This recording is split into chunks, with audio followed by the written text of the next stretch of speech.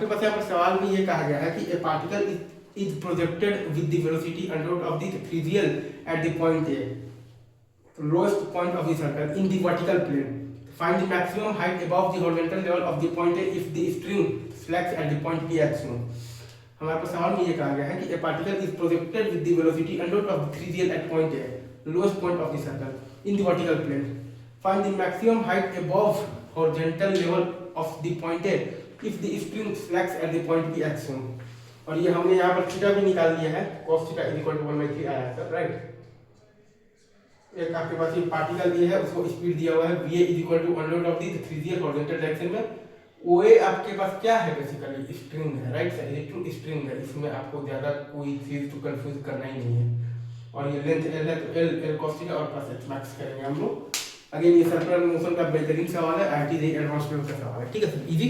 आगे बढ़ते हैं सर, अगर आप यहाँ पर ध्यान दीजिएगा तो हम लोग यहाँ पर सबसे पहले लगाएंगे वर्क एनर्जी थ्योरम।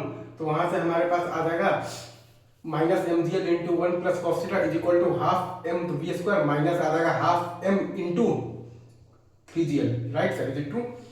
हम लोग यहाँ पर सबसे पहले लगाएंगे तो वर्क एनर्जी थ्योरम।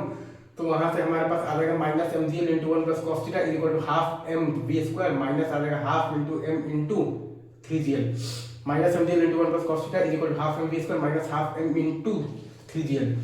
और फिर हम लोग लगा देंगे न्यूटन लॉ ऑफ मोशन। तो वहां से हमारे पास आ जाएगा t plus mg cos theta is equal to mv square by l, t plus mg cos theta is equal to mv square by l। तो b पॉइंट पर हुआ क्या है ना सर कि b पॉइंट पर टेंशन जीरो हो गया है लेकिन स्पीड है, मतलब कि आपका मोशन हो जाएगा तो प्रोजेक्टाइल मोशन। तो b पॉइंट पर हुआ क्या है ना सर कि b पॉइंट पर आपके पास टेंशन जीरो हो गया है तो लेकिन स्पीड है, तो मोशन हो जाएगा आपके पास, तो प्रोजेक्टाइल मोशन हो जाएगा। तो हम लोग जब यहाँ पर जो लिखा है ना sir t plus mg cos theta is equal to mv square by L, यहाँ पर जो लिखा है ना sir t plus mg cos theta is equal to mv square by L, इसमें जब आप लगाएंगे तो t इज इक्वल टू 0, तो हमारे पास आ जाएगा v is equal to under root of the lg into cos theta. यहाँ पर जो आपके पास लिखा है ना sir t plus mg cos theta is equal to mv square by L, तो इसमें जब हम लोग लगाएंगे तो t इज इक्वल टू 0, तो हमारे पास आ जाएगा v is equal to under root of the lg into cos theta. t plus mg cos theta is equal to mv square by L में जब हम लोग लगाएंगे तो t इज इक्वल टू 0, तो हमारे पास आ जाएगा v is equal to under root of the lg cos theta. तो ये दोनों इक्वेशंस को सॉल्व करने से हमारे पास आ गया है cos theta is equal to 1/3, cos theta is equal to 1/3 आ गया है। तो ये दोनों इक्वेशंस को सॉल्व करने से हमारे पास आ गया है cos theta is equal to 1/3, ठीक है सर। तो ये h मैक्स पूछा है, तो ये आपके पास तो प्रोजेक्टाइल का मैक्सिमम हाइट आ जाएगा v square into sin square theta by 2g, और प्लस आ जाएगा l, और प्लस आ जाएगा l का cos थीटा।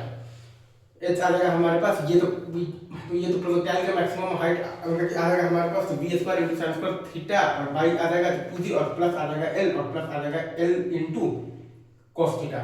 तो h बराबर हमारे पास आ गया है l plus l by 3 plus 4l/27 is equal to आ गया है 40l/27। h is equal to हमारे पास आ गया है l प्लस l बाई 3 और प्लस आ गया है 4l/27 इज इक्वल टू आ गया है हमारे पास 40l/27। इजी, आई गेस आपको ये चीज बहुत अच्छे से समझ में आया हो। चलिए।